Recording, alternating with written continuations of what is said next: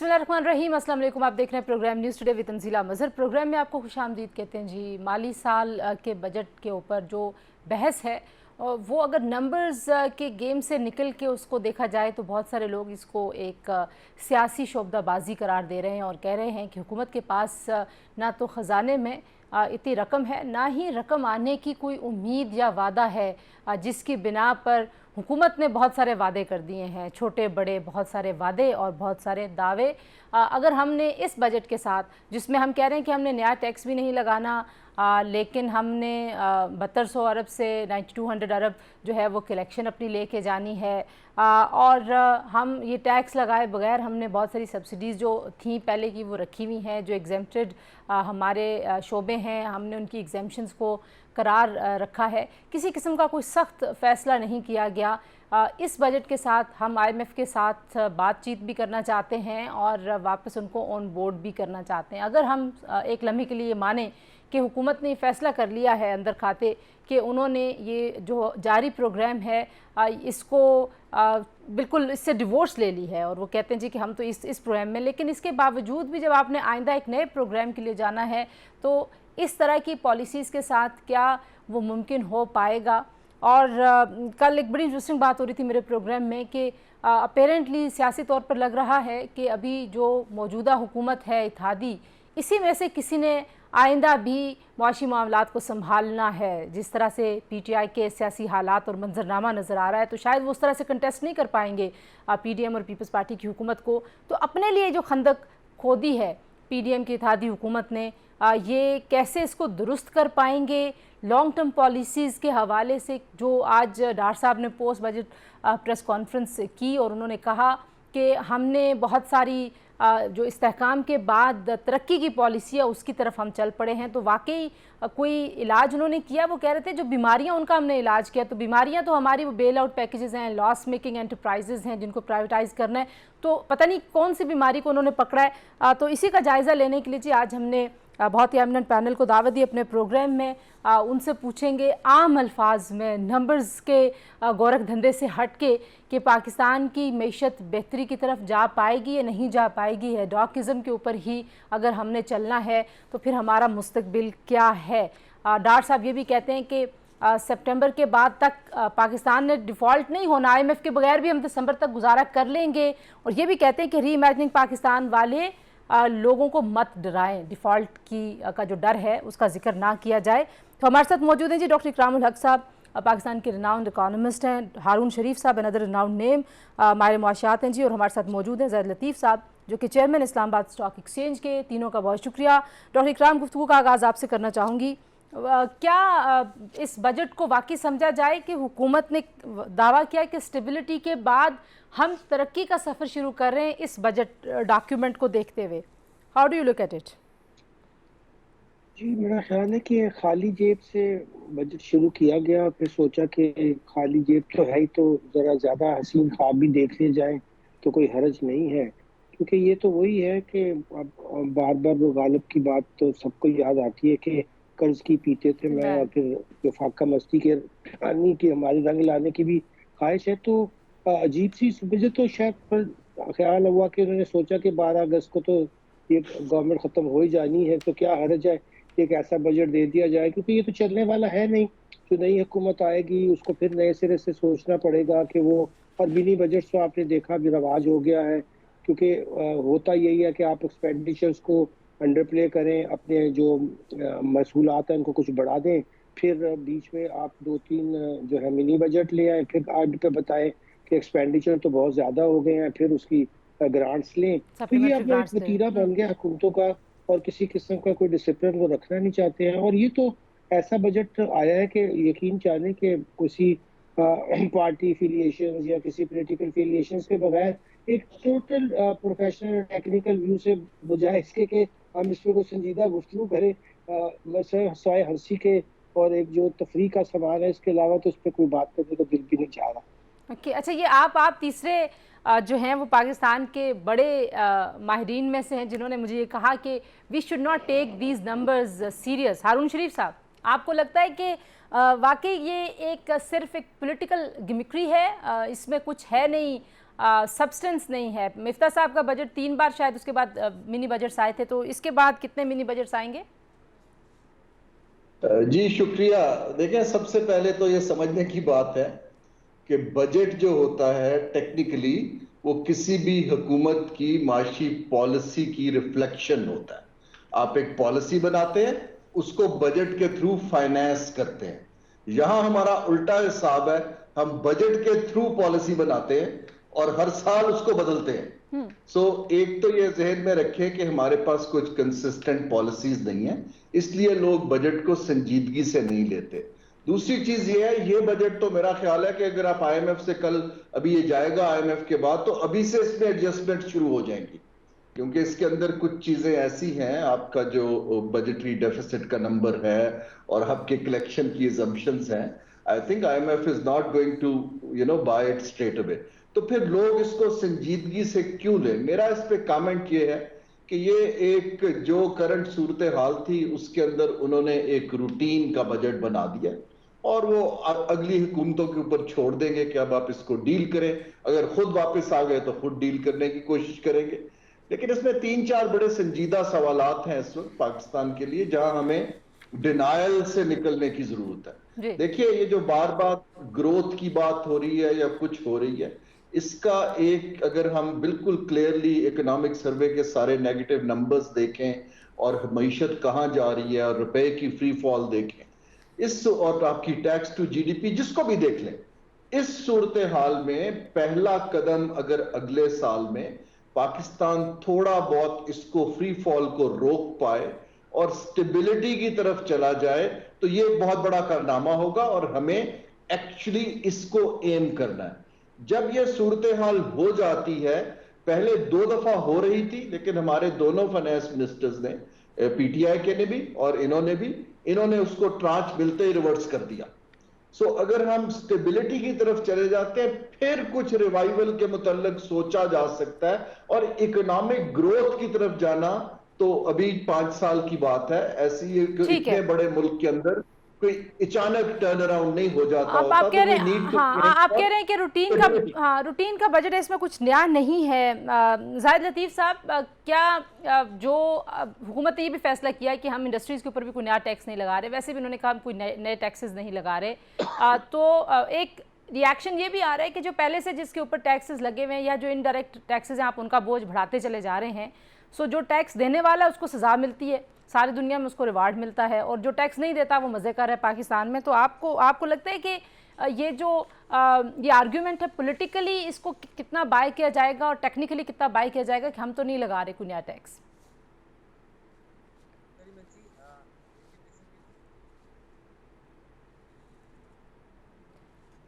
जाहिद साहब, आपकी आवाज़ हमें बहुत कम आ रही है, can you raise the volume जी? आप कुछ बेहतर है जी आवाज़? जी कुछ बेहतर है, हम बढ़ा सकते हैं टीम यहाँ से? अच्छा, we are calling you back. Zahid साहब, हम आपको वापस कॉल करते हैं। इकराम साहब, जो इसमें एक और इशू है वो $1 लाख जो लेके आने की एमनेस्टी है। पहले आपको पता है कि हमने जितनी एमनेस्टी स्कीम्स दी आईएमएफ को, उसके ऊपर बहुत ज़्यादा एतराज़ात थे। फिर हमने अपनी टैक्स बेस बढ़ाने के लिए भी कोई स्लैब्स हमने सुपर टैक्सेशन की थोड़ी बहुत एडजस्ट की है, लेकिन कोई टैक्स बेस कैसे हमने बढ़ानी है उसके लिए कोई तरीका नहीं वज़ा, इसमें कोई बात नहीं है इस डॉक्यूमेंट में। तो आपके ख्याल में किन इश्यूज़ के ऊपर आईएमएफ ने नहीं इसको बाय करना? क्योंकि जाना तो अल्टीमेटली हमने आईएमएफ के पास, हम दिसंबर तक वेट करके जाएं, अभी चले जाएं, मंगल को चले जाएं, बुध को चले जाएं, मतलब जाना तो उन्हीं के पास है।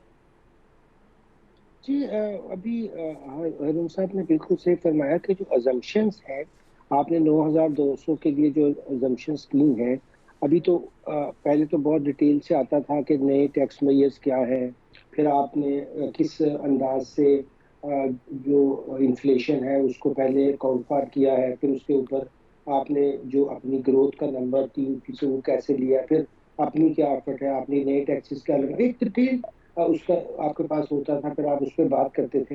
अब यहाँ तो ग्रोथ का ही पहले पता नहीं है कि भाई 3% आपने रख ली है, वो होगी नहीं होगी। इन्फ्लेशन का नंबर हमारा बहुत हाई है, मगर एफबीआर को 7470 का जो टारगेट मिला था वो थोड़ा बढ़ा दिया जब इन्होंने फरवरी में एक और मिनी बजट लेकर आए और सेल टैक्स का रेट आपने देखा कि 18% और 25% तक बाद गुड्स पे किया गया। इसके बावजूद भी एफबीआई हदफ पूरा नहीं कर सका है और उसमें बहुत बड़ा गैप है। यानी अभी 11 महीनों में देखे तो 500 से ऊपर का गैप तो वहीं आ चुका था। अब आपने उसके ऊपर एक बहुत बड़ी लीप ली है और वो जैसे हम जानते हैं कि इसके पीछे कोई सॉलिड रीजन इसलिए नहीं हो सकती कि जहां से आप ये टैक्स लेना चाह रहे हैं वो कंपनीज तो ऑलरेडी वो जो जिस जमाने में उन्होंने अच्छी अर्निंग करनी थी, अगर आप उनके कोई पास्ट प्रॉफिट को टैक्स करना चाहते हैं, क्योंकि इसमें एक ऐसा सेक्शन को लेके आए हैं जो विंडफॉल गेन को पास्ट 5 इयर्स के भी टैक्स करने की बात कर रहा है। अभी उसकी तफसील आप तो नहीं आई, क्योंकि मुझे हिस्टोरिकली तो पता है कि ब्रिटिश इंडिया में वॉर के बाद एक्सेस प्रॉफिट टैक्स लगा था कुछ अरसे के लिए, क्योंकि जाहिर है कि गवर्नमेंट को नीड थी, मगर वो एक्सेस प्रॉफिट वो था कि जो वॉर में विंडफॉल गेन्स हुए बहुत सी लोगों को, तो उसको उन्होंने रिट्रीव किया। यहाँ कौन से विंडफॉल गेन्स हुए हैं मुझे तो पाकिस्तान में समझ नहीं आई। हो सकता है कि वो अपनी विजडम से हमें भी कुछ सिखा सके जब वो उसकी तफसील, क्योंकि उसमें जो एक खराबी की है, एक तो खैर पिछले 5 साल पे जाएंगे, दूसरा वो अपनी पार्लियामेंट ने डेलीगेशन कर दिया टैक्सेशन की to federal government.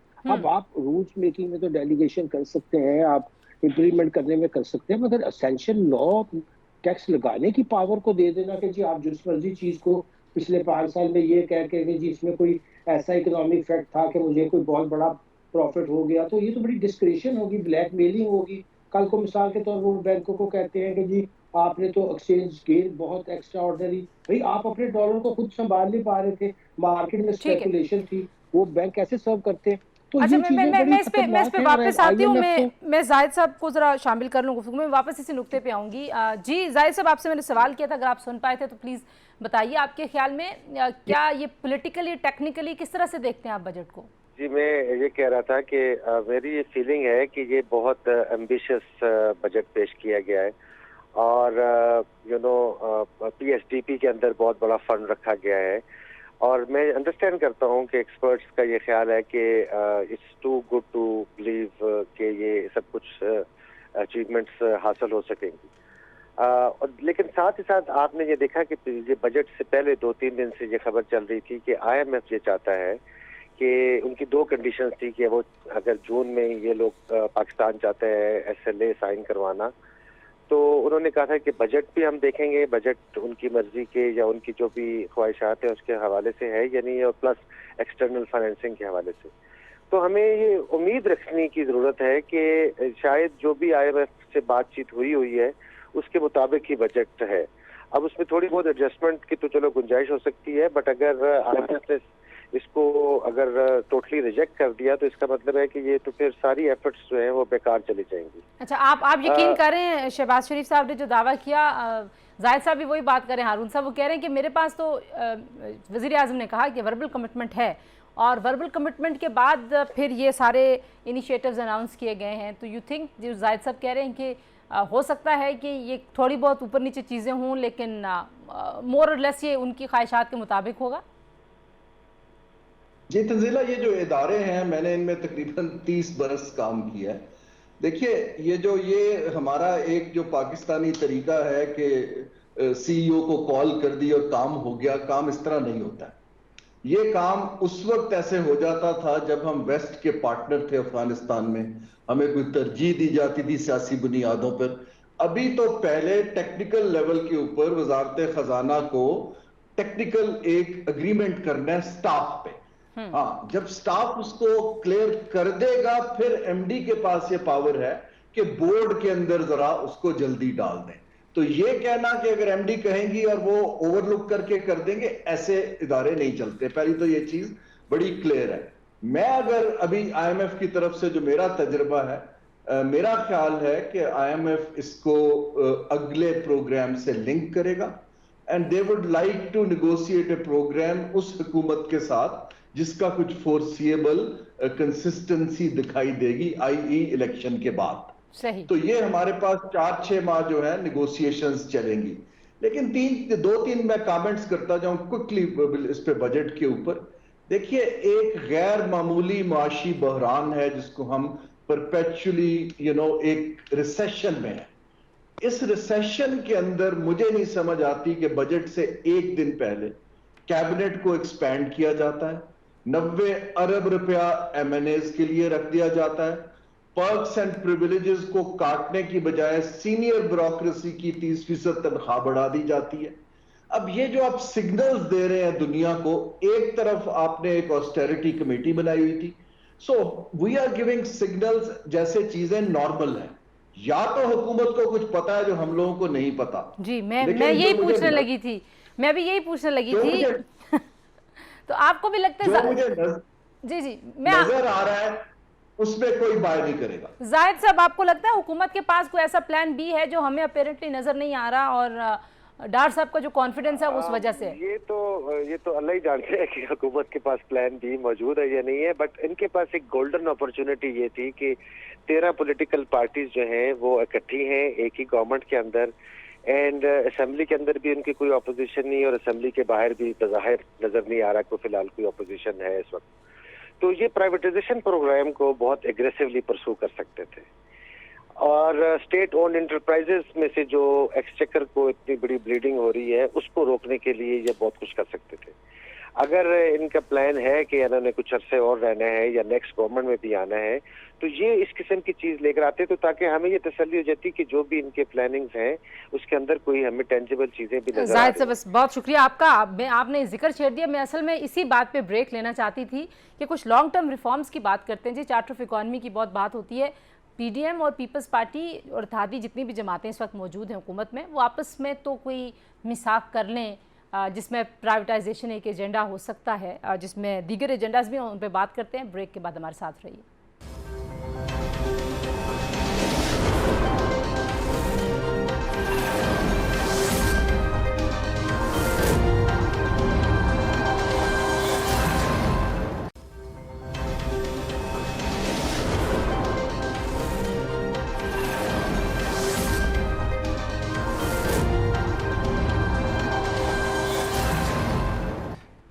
Ji, programme एक बार फिर आपको खुशामदीद कहते हैं जी। ब्रेक पर जाते हुए ज़ाहिद लतीफ़ साहब ने जिक्र किया कि आप मिलके प्राइवेटाइजेशन तो कर सकते हैं। डॉक्टर इकराम, बहुत बार जिक्र हो रहा है चार्टर ऑफ इकॉनमी का, और मौजूदा वज़ीर आज़म जब वज़ीर आला थे तब भी इसकी बात करते थे, जब अपोजिशन लीडर बने तब भी बात करते थे, वज़ीर आज़म बनने के बाद अभी भी बात कर रहे हैं, पीपल्स पार्टी भी कह रही है।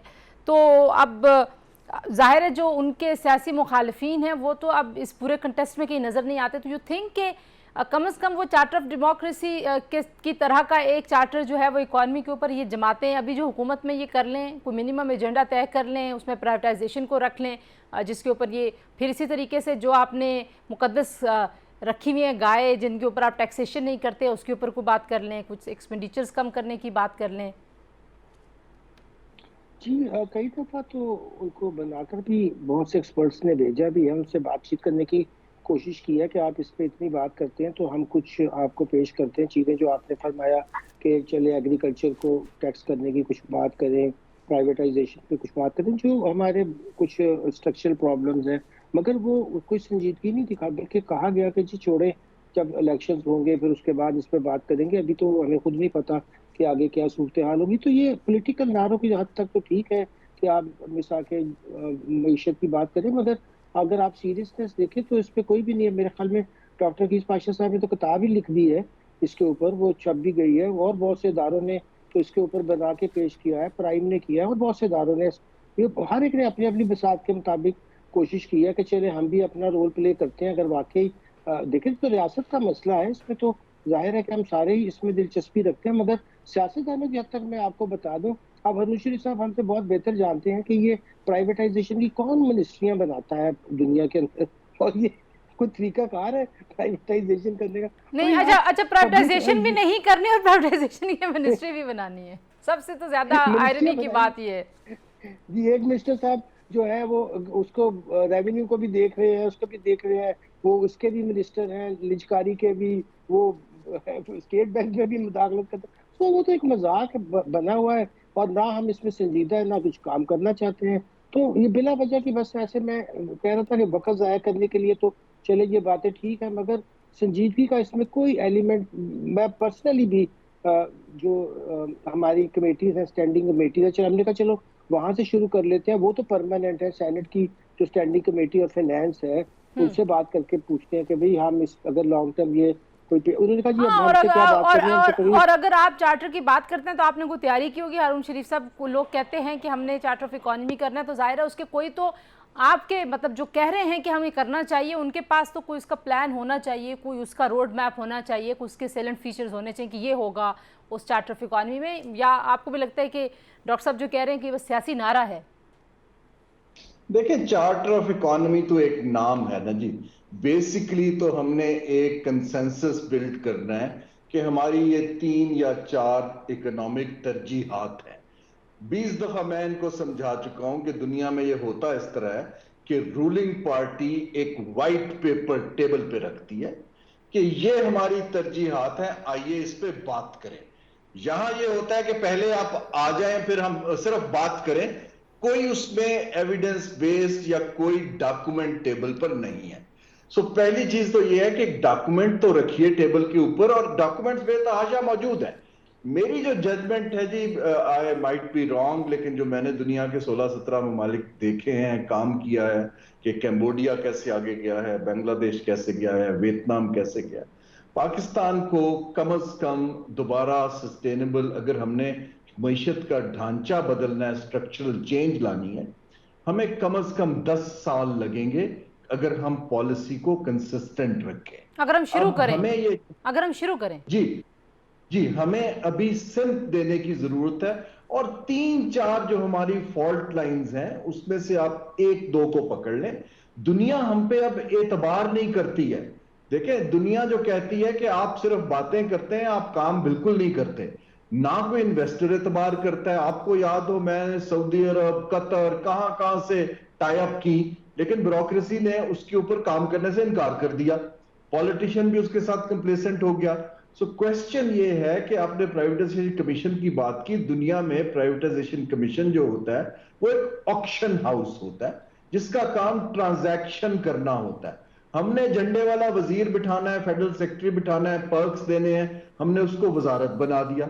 हिंदुस्तान ने अपना प्लानिंग कमीशन 2014 में बंद कर दिया था क्योंकि आज के हालात में रेलेवेंस खत्म हो गई थी, हमने प्लानिंग कमीशन को वजारत बना दिया। बोर्ड ऑफ इन्वेस्टमेंट का कानून कहता है कि एक इंडिपेंडेंट बोर्ड होगा जो कि इन्वेस्टर के मसले क्विकली हल करेगा, वन विंडो देगा। बोर्ड ऑफ इन्वेस्टमेंट को हमने मिनिस्ट्री के अंदर लाके उसके अंदर भी सारे ब्यूरोक्रेट्स बिठा दिए। तो अब सूरत हाल ये है कि हम अगर सिग्नल तो हम ये दे रहे हैं कि हमने काम नहीं करना और हमें आता नहीं है। और सिस्टम, और जाहिर है ये सिस्टम आपने ठीक करना है जिसको दुरुस्त करने के लिए आप फैसले गलत करते हैं। जाहिद लतीफ़ साहब, कैसे हम अपनी मुआशी पॉलिसी की सिमत दुरुस्त कर सकते हैं? पॉलिटिकल जो मसलहतें हैं, जो वोट बैंक उसमें डैमेज होता है, उसको जो नुकसान है सियासी, उसको भूला जा सकता है कोई 2-4 साल के लिए? अच्छा, मैं आपको ये बताना चाहता हूँ कि मैं चैम्बर ऑफ कॉमर्स से भी बिलोंग करता हूँ। मैं फॉर्मर प्रेसिडेंट हूँ रावलपिंडी चैम्बर ऑफ कॉमर्स का। जी जी। हम लोग जो इमीडिएट फॉर्मर प्राइम मिनिस्टर हैं उनके पास हम डेलीगेशन बना के ले गए जब वो के गवर्नमेंट से हट चुके थे, और हमको जाके हमने कहा कि आप चार्टर ऑफ इकोनॉमी के ऊपर बातचीत करें, बड़े हालात खराब है। ये पिछले साल मई जून की बात है। जी जी, आप मेरे प्रोग्राम में भी आए थे, आपने बताया, शेयर भी किया था कि उसमें उस वक्त तो उन्होंने शुरू में तो हमारी गुफ्तगू में रेजिस्ट किया, बट इवेंचुअली उन्होंने हमारे इसरार के ऊपर एग्री कर लिया कि चले ठीक है। मैं ये सारा ये इसलिए आपको बताना चाह रहा हूँ कि अब इस वक्त तो कोई ऑपोजिशन है ही नहीं है। अब 13 पॉलिटिकल पार्टीज की एक कोalition गवर्नमेंट है, तो इसमें प्राइवेटाइजेशन करना या डिफिकल्ट डिसीजन करना इकोनॉमी को राइट डायरेक्शन पे चढ़ाने के लिए किस चीज की उनको वहां पे कोई अपोजिशन किसी हो सकती है। So it is again the will, जो भी अदारा होता है ना, यानी जिस तरह विल या कैपेसिटी तो शायद होगी। देखिए, कैपेसिटी तो नीचे वाले लोगों ने काम करना है। जैसे हारून साहब बता रहे हैं ना कि वो नीचे वाले भी बहुत पुराने हो गए ना, उनको भी रिफॉर्म करने की कोशिश करते करते वो डॉक्टर इशरत बेचारे वो तो बस ये है कि हम लोग काम करने के लिए तैयार ही नहीं है। और जैसे ये बता रहे थे हारून साहब के जी, जब ये मिनिस्टर थे और उस वक्त इन्होंने बड़ी कोशिश की कि बाहर से इन्वेस्टमेंट लेकर आए, तो उसको नहीं कामयाब होने दिया गया। आप एक चाइना हमारा ऑल वेदर फ्रेंड है, आपको पता है कि उन्होंने इंडस्ट्रियल स्टेट लाहौर में एक प्रोजेक्ट 2 साल पहले से लगाया हुआ है, और लेस्को ने उनको बिजली का कनेक्शन नहीं दिया, and eventually they had to write an application complaint to the prime minister house. और वो मेरे इल्म में, आप बात ये है कि जो इंडस्ट्री लगा के उसको बिजली नहीं देंगे तो फिर इश्यूज और चैलेंजेस पाकिस्तान में बहुत ज्यादा हैं। तो इसमें सरासर जिम्मेदारी क्या हम डालें कि ये सियासी हुकूमतों की नाकामी है या जो ब्यूरोक्रेसी है, जो कि वो अफसरशाही तो मुस्तकिल है ना जी, वो उसकी भी कोई जिम्मेदारी है? वो भी तो सिस्टम के आड़े आते हैं ना, वो भी फाइलें दबाने के माहिर हैं, उनको भी बड़ा शौक है कि फाइलें दबा के बैठे रहे। मेरा ख्याल है कि with the passage of time हम डिटेरियोरेट होते जा रहे हैं। मुझे याद है कि हमारी जो लास्ट सक्सेसफुल जो प्राइवेटाइजेशन हुई थी वो 2001 से 2002 से 2008 के दरमियान हुई थी। उसी जमाने में फिर through capital market, OGDCL, PPL, सुई नॉर्दर्न, सुई सदर्न, इस किस्म की कंपनीज भी उनमें पब्लिक पार्टिसिपेशन भी आई और उनको प्राइवेटाइज कुछ पोर्शन किया गया।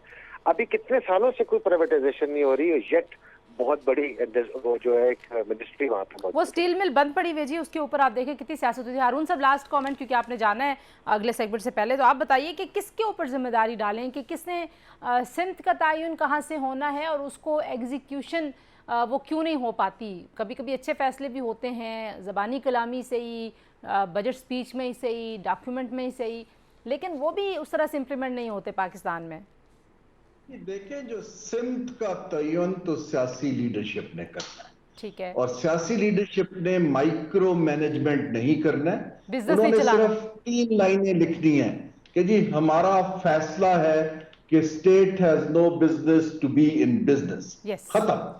इसके बाद you pass it on to जो इदारा है रेलेवेंट, उस पे एक CEO लगाएं 5 साल का। उससे मैं उनसे बार बार कहता था कि मेरे से इन्वेस्टमेंट टारगेट्स के ऊपर पूछें, मेरे से ये नहीं पूछें कि फलाना एम्प्लॉय बाहर चला गया, इस PA को पोस्ट कर दो, गाड़ी में पेट्रोल कितना पड़ रहा है। स्टेट ब्यूरोक्रेट्स माइक्रो मैनेजमेंट करते हैं और सियासतदान उनको रोकते नहीं है। तीसरा यह है कि माइंडसेट हमारा अभी तक पेटनेज की पॉलिसीज का है कि state is a giver.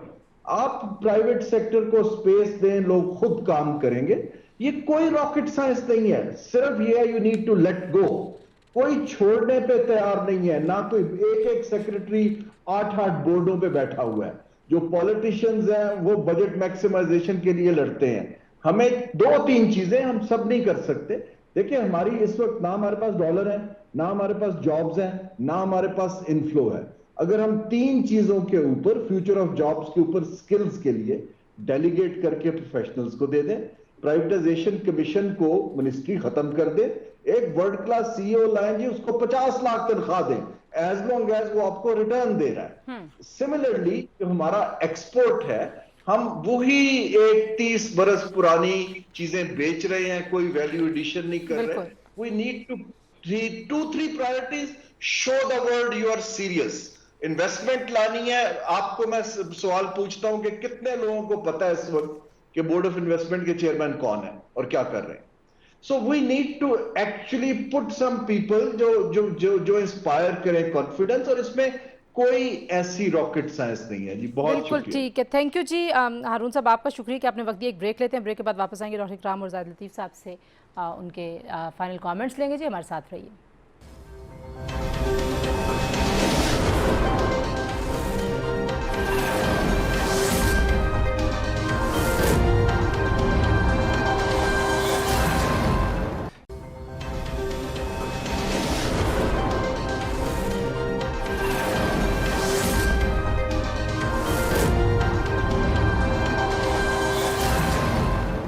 Ji, programme में एक बार फिर आपको खुशामदीद कहते हैं। आखिर में डॉक्टर इकराम, आपके ख्याल में कोई वे फॉरवर्ड है इन 4-5 महीनों में? हमने ऐसे डॉग फैसलों के ऊपर चलना है, या आपको लगता है कि अगले महीने अगर बात की जाए IMF से, यही प्रोग्राम जारी हो सकता है? ये नए प्रोग्राम की सूरत में किस तरह से देखते हैं आप? पाकिस्तान की पोजीशन क्या होगी?